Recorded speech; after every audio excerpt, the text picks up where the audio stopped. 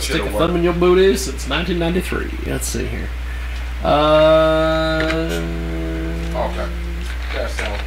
I think we are good there. Let me call this guy. Now, this guy thinks he's a big star. And last week was Mother's Day, and of course, since we didn't do the show last week, he was madder than crap that he wasn't able to be on. So he sent me some really nasty email messages and talking about how he's going to go on all these radio shows and trash me. And I was like, well, as long as you get the website correct, that's all I care about. Oh, shit. Hey, so, what's going on with, didn't we have one at 1:30, you said? Yes, I'm calling this guy right now. Is that the guy that just called? You say you're going to call him on Skype? I'm going to call him on Skype so we can hear him a little bit better. Barry Mezey. The great Barry Mezey. Alright. Tell my kids love him and give him kisses. John Mezey. No, it's Barry, actually. Hey, James. There he is. Okay, we've got Derek Scaife somewhere. Somewhere. There he is. I couldn't see. You weren't in your original spot. I know that. That's what I just said to her.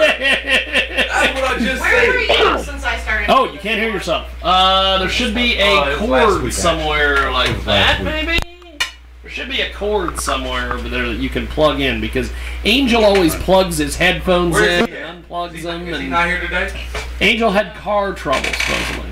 Only when I'm coming, though. It's always funny, because when John's here, Angel's nowhere to be found. He drives a Bentley. I brought him M&M's, too. And then Jay Bird Wells, and she's got her microphone. I don't know if it's on. I have to turn it on. I checked it. Is it on now? There we are. And then on the Skype-a-rooney, we have Barry Mezey. And Barry, go ahead and give us a introduction on yourself, my friend. Well, I'm 37 years old. I have high-functioning Asperger's, autism, bipolar, mood mixed type disorder, and Tourette's. I grew up with learning disability, math, and science. I have a severe neck injury from a car accident. And despite everything that I've had to overcome and endure with my life growing up special needs, I went to college. I graduated with 3 professional diplomas, and which are the majors only without the core courses. And nobody would give me an opportunity out of college to really work in sports. Not IMG, not CAA, not William Morris Agency, nobody.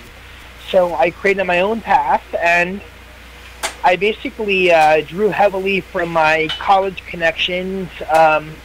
By chance, right after finishing an athlete management course at Sports Management Worldwide, one of my college buddies, his name was Randy Schwartz, he's a doctor now, a very successful lung doctor. He basically said to me, "Mind if I bring a buddy of mine to lunch with us?" I said, "No problem. I'm chill as and cool as can be." And he basically said, "Cool."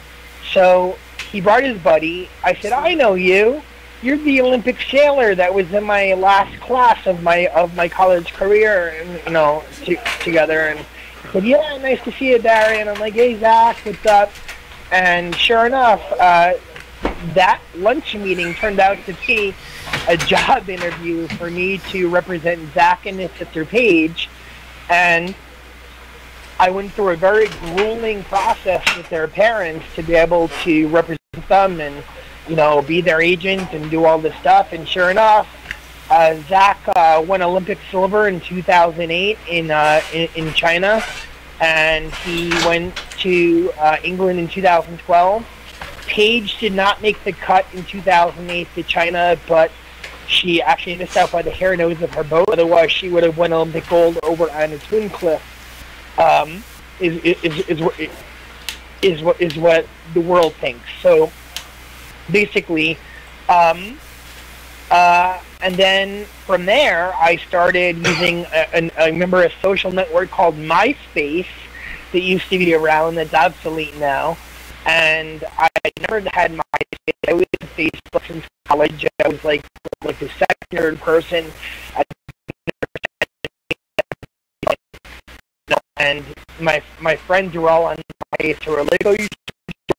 And I was very reluctant for a long time. Then I finally said, "The hell with it," and I created an account. I started adding all mixed martial arts fighters and people, and and like all these up and coming models and musicians. And from there, around, I really developed. And I met this guy, Marcelo Perdomo, who turned out to be the head coach for Brazilian top team. From there, I represented Brazilian team, an American top team, and Team Bomb Squad. And I wound up getting screwed over by ex-associate who is now out of the business because he was a horrible agent, and he's an attorney, but he basically screwed me over, and he took my clients from me and basically blackmailed me. So trying to use my disability against me, saying I was incompetent, I'm an idiot, even though I'm not. So in 2008, I started using my disability as a way to say to myself, you know what, if I can overcome all these obstacles and do so much, why can't I use my disability to help others and to inspire others, and to also use it as a leverage means to separate myself from my competition. So I met Tim Hardaway in a restaurant in Miami called BJ, and he walked on my table. I'm like, "Yo, Tim, what's up?" And all of a sudden, two scary signs with me. Nobody wanted to work with him at the time. Remember his gay bashing comments? It was on the Dan Levitard show on ESPN, where he said, "Oh, I hate gay people, call me homophobic, whatever." I basically said to him, "You need your own foundation." He said to me, I said, "You need your own foundation to rebound your post-career because you've never had a foundation." He said to me, "I can't afford it. I haven't been working over 4 years." I'm like BS, but I'm like, "I'll pay for it."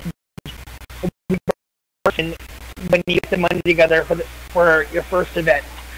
So I founded his foundation for him, and sure enough, that foundation led to his jersey, him doing a lot of good in the Miami community, and basically it turned around his whole post-career.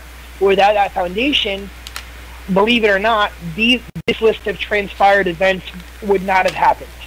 First of all, his jersey would not have been retired by the Miami Heat. 2, he would not have become a scout for the Miami Heat under community relations. 3, LeBron, Bosh, and Wade never would have been put together, I don't think, because Tim was a vital part of that, for my understanding, in terms of that deal, because he was friends with all 3 of them, and he's the one that helped broker that deal with Mickey and Pat Riley. And so basically, and it was supposed to be the Big 5 initially. Most people don't know it was supposed to include Kevin Durant and Carmelo Anthony, I was told last year by somebody who works with a lot of NBA stars in the financial world. So, with that said, the Miami Heat went on to Sports 3 NBA Finals and won 2 championships. From there, I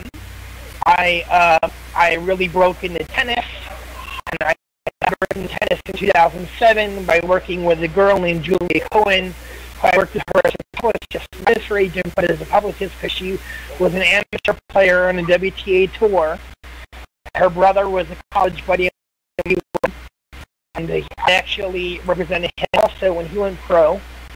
And I actually got him into the ATP Cincinnati event last minute, but he got a flight out of Philadelphia last minute to go to Cincinnati, so I had to inform the tournament that he couldn't play.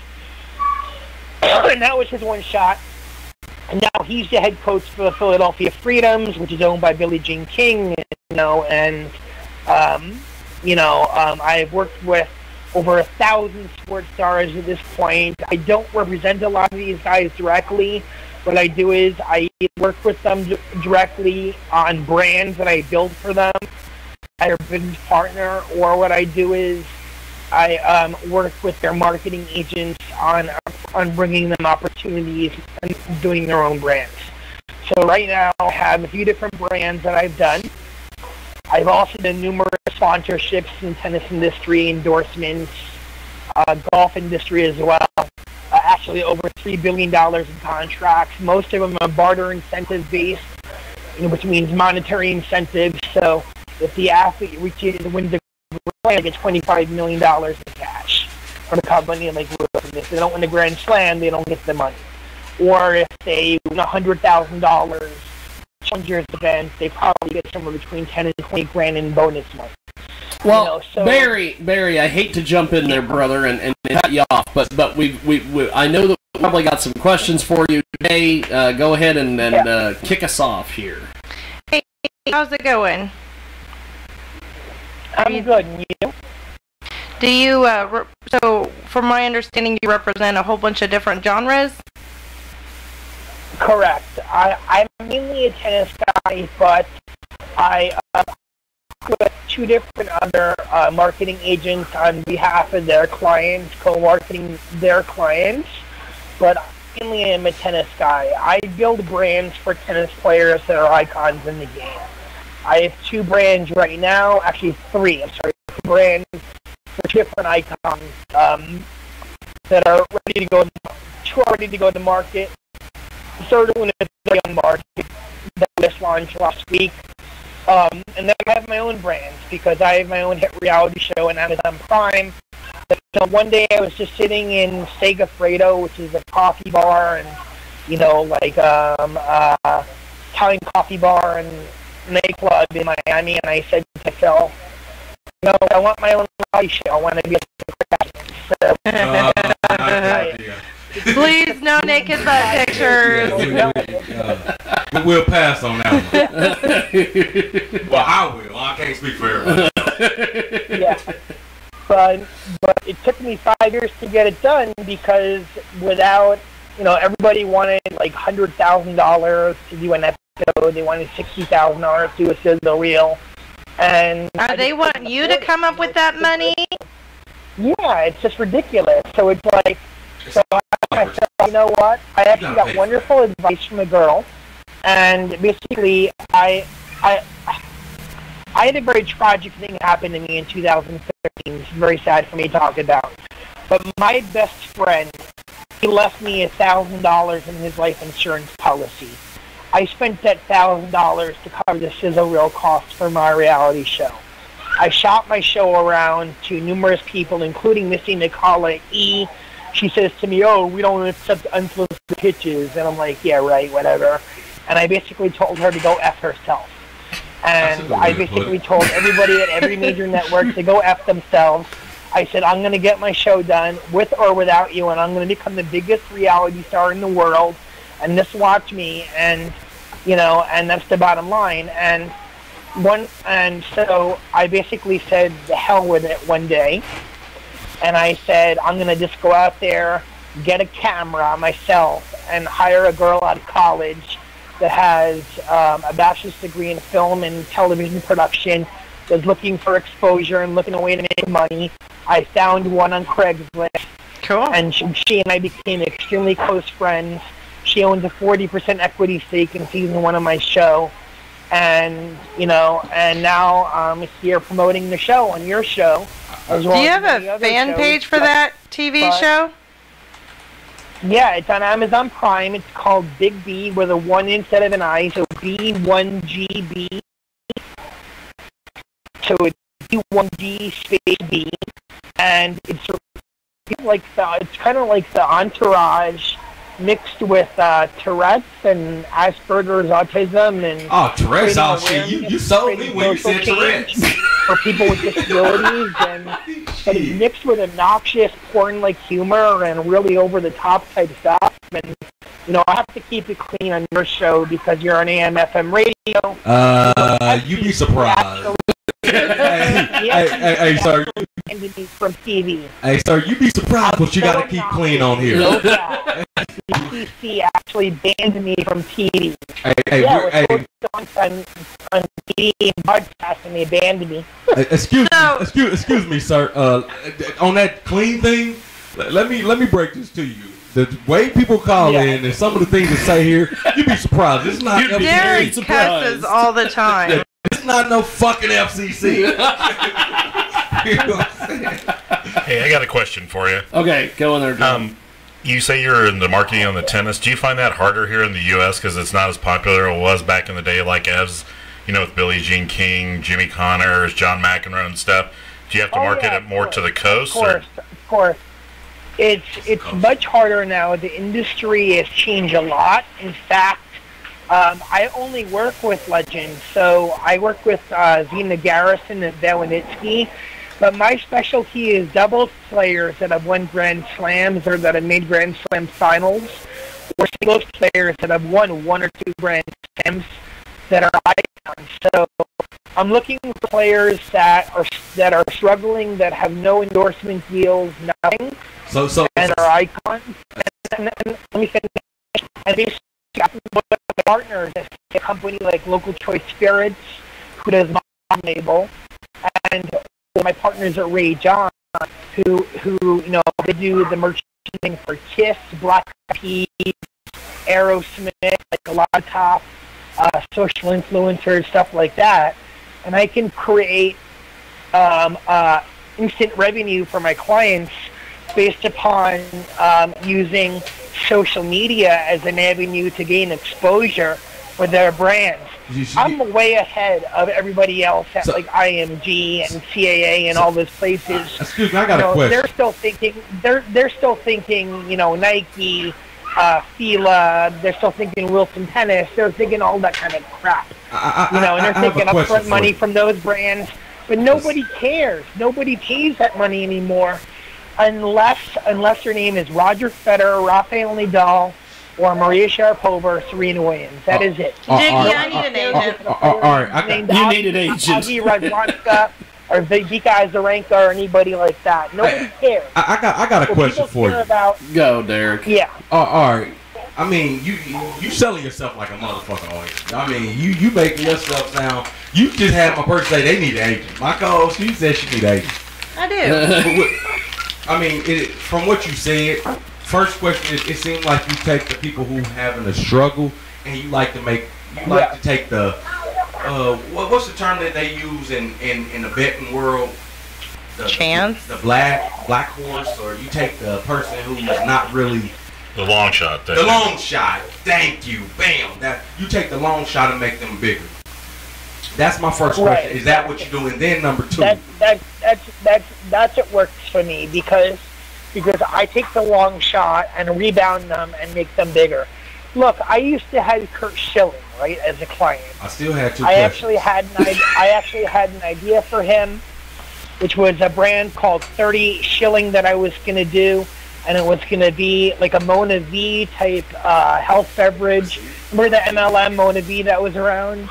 Well, I had a deal ready to go in Whole Foods. Unfortunately, Kurt Schilling is a bit of a hothead, and he's not patient. And the guy and the guy would make an introduction between me and the manufacturer for the product and doing the label. Kurt was impatient and didn't give me time because the guy that was making the introduction was a penny stock scammer who used me and basically promised to acquire my business and never did. Now I am only prosecuting that individual for fraud. And suing him in a civil suit with the my second question is hold on, Barry. Go. My second question is most important, and since you're selling yourself so good, this would be something that the audience to catch hold of. With all the struggle that you had to go through, because I was listening to your story, how does that make you feel that you made it there? What would you possibly do?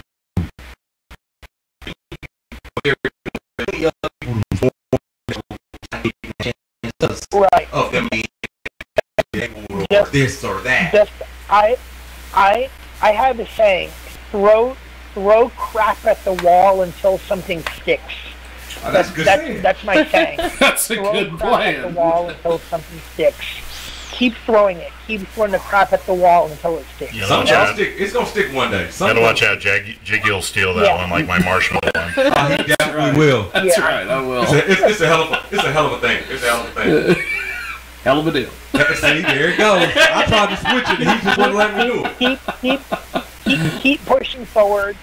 Keep pushing forward. Keep being an Never innovator. give up. Keep changing the way if something doesn't work, try something else that will work. And has that made And you just feel keep even pushing. better since you done accomplished them things? Has it like filled the void from those who tried to hold you down, saying, we ain't gonna give you a shot? Does it make you feel good to be like, go fuck yourself? Yeah, well, you know, I have so many haters. I've had some people that have left me some very bad reviews on Amazon Prime. You know what? If you're not being hated on, you're not doing something right. Yeah, that's what I heard. But basically, they've said, making a mockery of those with special needs isn't entertainment, right? One guy said. I responded to him. I said, "How am I making a mockery of those with special needs, you freaking idiot?" I said to myself, I said to him, I said, I specifically state in my show I'm creating awareness for those with special needs At the gym with the and creating social change is positive. What And did we the talk guy about? just shut up. He shut up and he stopped talking. So, John, do you have a follow-up or anything for Barry? No, I mean, I've actually enjoyed listening to him and some of the stuff he's explained. It's like, He knows his stuff. well, yeah, I mean, he's just like you said, Derek. He's a smart self-promoter. Yeah, he's smart. But he's also using his own experiences to sit there and help, Other push that up too. But it's also reaching out. It's like, like a self-promotional speaker, like a speaker. Well, it's easier to take Barry more serious because he's gone through all of it. He's had to have those kind of trials and tribulations than, Sarah McLachlan, who never went through shit in their life. Or, you've got some rich person standing up there talking about people that are struggling, No. Take that song Drake said. I started, from the bottom, now I'm here. Motherfucker, never been at the bottom. Oh, yeah, it's just amazing. But that's what I like still about don't think that everybody has the right to judge what somebody else has gone through. Yeah, But what you got to realize is judging people is a self-defense mechanism. All you got to do is, this is like one of my favorite things I ever heard was, your mind needs to be like a parachute. It needs to be open to work. Exactly. You make snap judgments on people all the time. It's a self-defense mechanism, but you've got to be open enough to let those, judgments be changed. But there is an alternate thing. See, this guy, like you said, he using his own personal experience. There's a lot of people, because in American society, people love to hear the bottom to the top type thing. They love to hear people come from the bottom and make it to the top. They quickly to buy that because they feel like they're helping a person who didn't have nothing. When a lot of these people use it, they're fucking lying. What happened? No, I just was changing mics out. You know what I'm saying? They didn't start from the bottom. So when a person say you judging the person, no, there's a such thing as people use these type of things. Like a person, like there's certain type of people. You heard what he just said. He used his personal life experiences and the things that people wouldn't give him chances for to help him make it. When there's people who use things that they never had. They never had mental disabilities. They never had to live from the bottom. Is he hitting the ball? What's going on there? Go ahead, Derek. And they use it as a means to promote themselves. You feel what I'm saying? So what he's doing, he's using what my buddy just said. He's actually using his personal experiences to make it there. I don't know his personal experience, but from what he's telling me, it doesn't sound like a fable. But then you got people that say they started from the bottom, now they're here, when really they started. How the fuck could Paris Hilton never start at the bottom if her parents was rich? There's no starting at the bottom. You're right. You're never at the bottom. And then there's those people that have like private lives and they don't like to explain some of the bottom struggles that they go through. That's fine. I mean, that's the whole thing. He's using it to sit there and accent everything. Go ahead, Barry. That is very true. That is very true. And the other thing is that I am extremely patriotic. I like you know, for sure. Tag me on Facebook. Shit! I'm probably the black horse, black sheep out the room. They're fine. You're good, dude. Beliefs are beliefs. I volunteer with law enforcement as a civilian, and I do a lot of good. I'm an emergency first responder as a volunteer and citizens auxiliary director with the Coral Gables Police Department. Go ahead, Barry. Keep talking. And I created a fashion line and my rum label to give back to our nation's heroes, families that you know, and our troops and our police officers and the EMS personnel that have autistic and special needs children and siblings, and you know, and so 50% of my net sales on what I make on my cut will go to those with mental illness. Now you got So my vote. veterans. Did of you say PTSD, You got my vote. Got my vote. Did you say 50%, Barry? Yeah, he said 50%? He got my 50%. vote. 50. I Yeah, like he got you more and my- more, Barry. He got my vote. Barry, will you be my agent? He got my vote. What? God damn it. Jay wants to know if you'll be her agent. She doesn't play tennis, but I mean, you know, She does write books though. she played Pong on the old ColecoVision. but She played beer pong too every now and then. I think. I haven't played that yet. The thing is that I want to use my disability to do more good than any other reality TV star or person that the celebrity ever could. And you'll never see the Kardashians giving 50% of what they make to charity. You would never do it. They're greedy little. Yeah, exactly. I want to give to Make-A-Wish. And the bottom line is that look, right now I'm wearing my soccer jersey, right? Add me on Facebook, Barry. I'm actually Jewish, and I'm making what's called Aliyah, and I'm going to be serving in Israel in the police auxiliary upon making Aliyah. Shalom Aleichem. Okay, you just Shalom lost Aleichem. You just lost Shalom is a yeah, I know Shalom, but I don't know. Go ahead, I am Barry. very, very patriotic towards both the U.S. and in Israel and our relationship between both our countries. I love our new president, Donald Trump. I hated Barack Obama because Barack Please Obama add me was, on oh my God. Facebook. Barack Obama. I wouldn't. All we want to do is push a two-state solution down our throats. And I was on the Gary and Dino show, and there's actually a clip of my last 5 minutes where I have plans to eventually run one day for the presidency of Israel. Now, the president in Israel is more of a symbolic figure. Yeah. He's not the one that calls the shots. It's the prime minister, Benjamin Netanyahu, that calls the shots. I'm not. The president appoints the prime minister. So if the prime minister doesn't do as the president says, Barry, the prime minister is pretty much out. Barry, I hate to cut you off, but we're going to go to the top of the hour. We've got our next guest on the phone. Before we let you go, how do we get a hold of you online? How do we, social media, websites, all this? Yeah. At Super Agent 001 on Twitter, and you can go to b1gb.com. That's bigb.com with a 1 instead of an I. And basically, you can go to Amazon Prime and search B1GB, so Big B. We can also go on Fandango Now or Vimeo On Demand. And if you're an Amazon Prime member, you get the series included for free with your membership. And please leave me a 5-star and positive review, because I'm really helping make a difference with those with autism and other forms of mental illness and disabilities. I'm crazy. It was a pleasure, guys. Thank you so much for having me. Thank you, Barry. Definitely. Thank you, Barry. Have yourself a wonderful, wonderful afternoon. Thank you, brother. That, of course, Barry Mezey. Found him on Amazon. From the old... You're not trying to buy him, are you? Yep, she is.